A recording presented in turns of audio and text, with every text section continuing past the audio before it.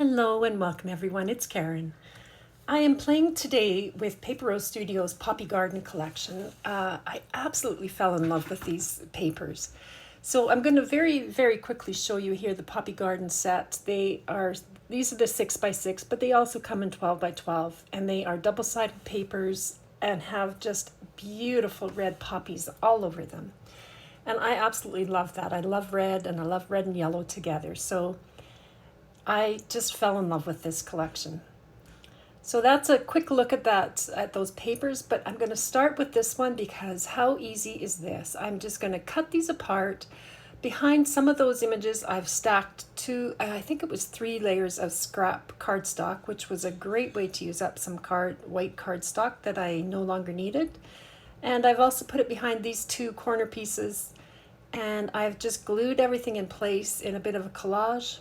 And now this is the wishing sentiment. I'll show you that stamp set a bit later, but it comes with the die, and so I cut that out 3 times from white cardstock to add some dimension, and that was my first card. It was so quick and so easy, but I really thought it was a pretty one. So I liked it so much I made a second one. And so on this one I've done it slightly differently. Instead of adding dimension to those images with the cardstock, I actually cut out the front, the green front, and raised that up about 3 layers thick so that those 2 images were depressed. So on the right they're raised and on the left they're depressed. So either way works. Now this piece of paper I thought was just perfect on its own. I've trimmed it down to make a 5.5-inch square card. But I wanted to, I'm just using my craft knife to cut out what is inside that window frame. So I'm just cutting along this, and when I get to this pot or anything else like the chair and the cat, I used my scissors to just fussy cut that out. Now I've got some vintage photo distress ink that I'm going to use a little finger dauber, and I'm just going to go around those edges just to basically take away the white and add a bit of shadow in that area. Now you can see on this one I've used more paper scraps to raise it up. I've used 3 layers of each. Another great way to use up those paper scraps, honestly.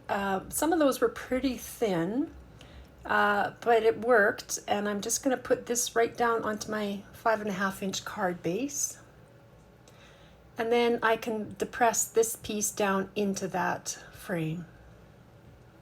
So there is a bit of dimension with this card as well. I'm just going around with my palette knife there to sort of make sure all those little edges are pressed in. And I've got, this is the wishing stamp set. So I've stamped that and used the coordinating dies to cut that out.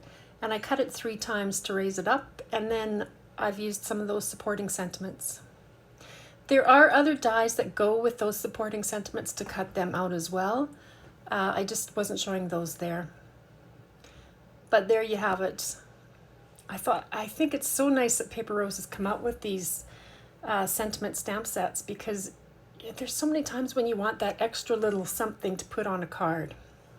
And it's perfect for that.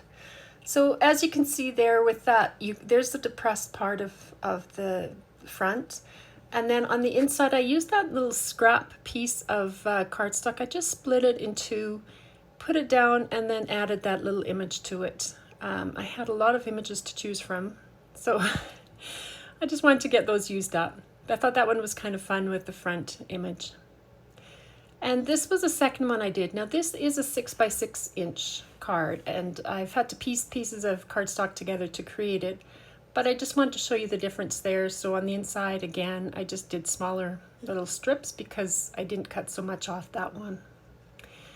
Now, I'm going to make a theater style fold of card. I'm using the Poppy Garden Basics for this. These are the papers that I'm showing you now.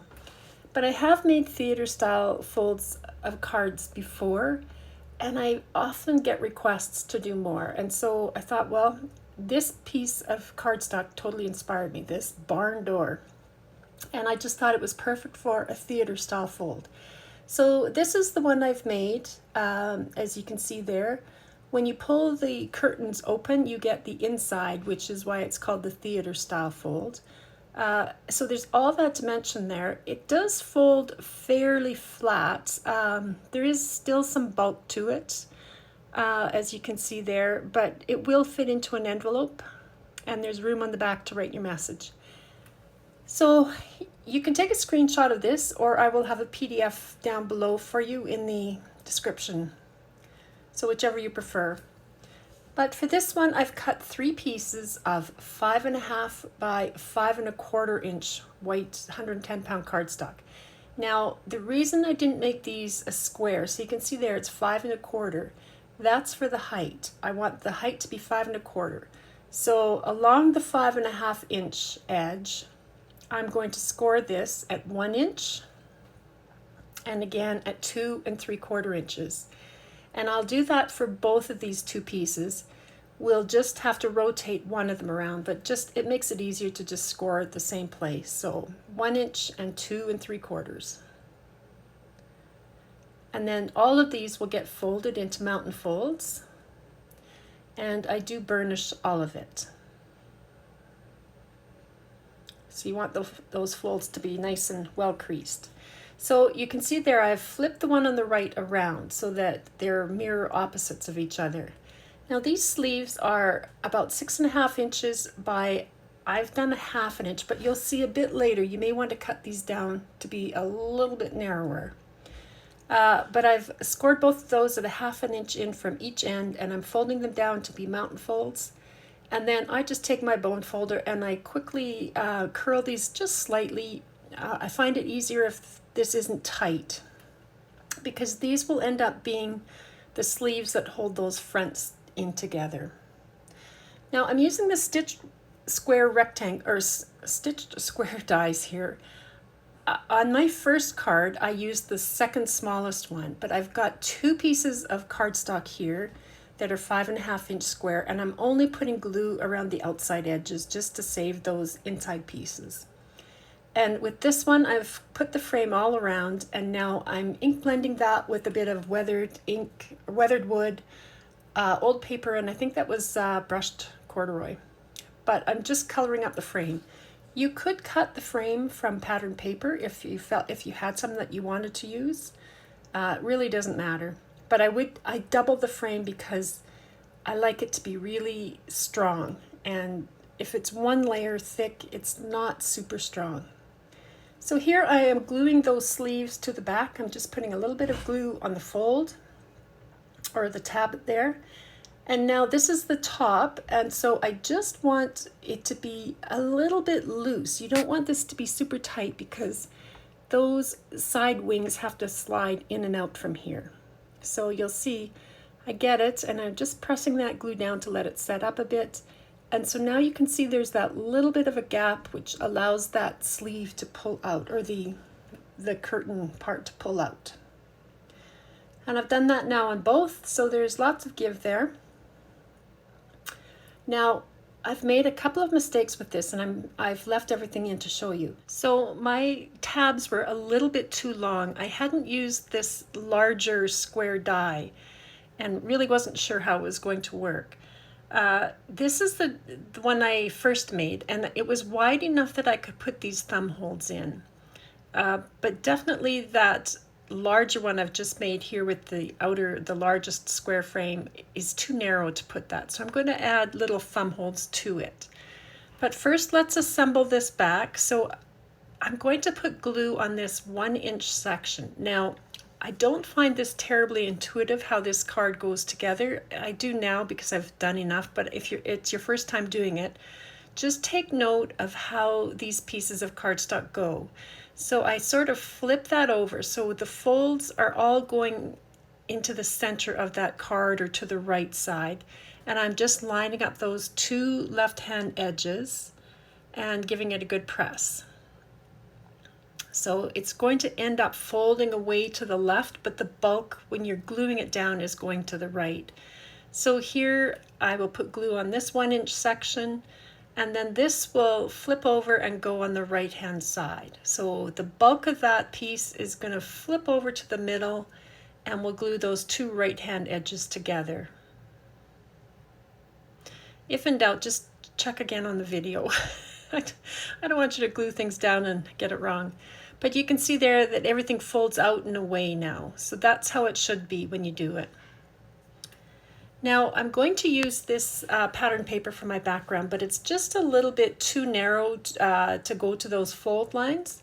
So what I ended up doing is I'm just taking the same inks that I had used for the frame, and I'm just ink blending over that little 1 inch or 3/4 of an inch or 1/2 inch edge there. You don't have to put any masking down because it's all going to be covered with pattern paper. So I've cut that paper down. It's 5 1/4 inches tall, and then I made sure, I just measured it so that I got the center covered properly, and then the sides go as far as they can go. Now with the barn door piece, we're going to cut this down to be 5 1/4 inches tall. So I'm just taking a little bit off both ends, trying to make it even. And so now it's 5 1/4 inches, and then I just cut right down the center line of that barn door. And these are going to end up being just a little bit too wide, but we'll trim those down after. It's easier to trim them down after you've put them on. So I'm putting glue on the background piece there, and I will glue this frame down. Now, I had forgotten about those little thumb hole pieces I was going to put in. I've cut 2 little circles and inked them up the same as the frame. There they are, but I had forgotten them. So I'm trimming off that side piece, and I'm using my palette knife to dig a hole that I can now stick those in. So you'll see what I do next time, and it's what I would recommend that you do if you're adding in thumb holes like this. So I can just slide that in and leave it. You can see I tore that paper just a bit. But now I'm going to fold those 2 left and right sides up together. And I'm just going to piece this little circle in. I just want it to be even from left to right. So I'm just pulling it up to the right height. And then I can mark where it's going to go on here. And so now I know not to put glue right there. So I can glue down the rest of the barn door, trim it off once I get that lined up. And now I've got an opening that I haven't put glue in where I can now stick this thumb hold. And then you can just pull the other side up and make sure they're lined up and nice and even. And basically that's pretty much the card. Now the frame goes on, so you're going to slide that left wing through, and then you feed it across a bit and slide the right wing in. Now you'll see my next mistake with this frame. But I've left it in because it might help some of you. I don't know. It depends what you use for your frame, what dies you use to cut that frame out. So there is how it goes together. Now when I pull this open, you can see that it doesn't quite open all the way, and I'm looking at it going, what on earth? And it's because that sleeve at the back is wider. So what I did to solve that is I'm just cutting up across at the top and the bottom of it, and then I took my long scissors and I just trimmed out that excess bit, and nobody will know if it's not quite straight because it's in behind everything. But you may want to trim that down. I think that was a 1/2 inch wide, but you may want it to be less. So you can see on the right, it's pulling all the way open, but the left side is not. So I took that apart and I trimmed off the left side as well. And now it will open all the way. So just keep that in mind, depending on the width of your frame, try to keep the sleeve piece the same width. And so once that's there, you can now decorate the front. So I like to have 1 sentiment on the front, and then I'm just putting a supporting sentiment in behind. And then I've got some die cuts there. Those are all from the embossed, Poppy Garden embossed die cuts and the Poppy Garden Basics embossed die cuts. Now you don't want to glue, you only want to glue to the front of the frame, so be careful you're not putting glue in the middle. Is what I was trying to show you there. Now this little guy, I thought it'd be really fun to have him on the door and hidden behind the bike. So when you open it up, you get the extra surprise of this little guy on the door. So I'm just making sure that bike will cover it, and I've put some glue just on the outside edges of that, and I will glue that to the frame. And that's the completed card. So it's got the little thumb holes that pop out there. but in a 6x6 envelope it will be okay. And that's the inside. So I'll decorate it up. So they're quite fun. They're a little different with that frame because the frame will come on and off, so you may want to have instructions that go along with this, or hand it in person, which is what I usually do, and I explain to people how it goes together. It does have a little bit of bulk, and they sort of bounce around a bit, but it's kind of fun to have an outside and an inside to the card, I think, especially with those beautifully patterned landscape type papers from Paper Rose. So thanks for stopping by, everybody. Hope that's given you a little bit of inspiration today. Hope everybody's having a good day, and thank you so much for coming by and for visiting. I do appreciate all of you. Thanks so much. Bye.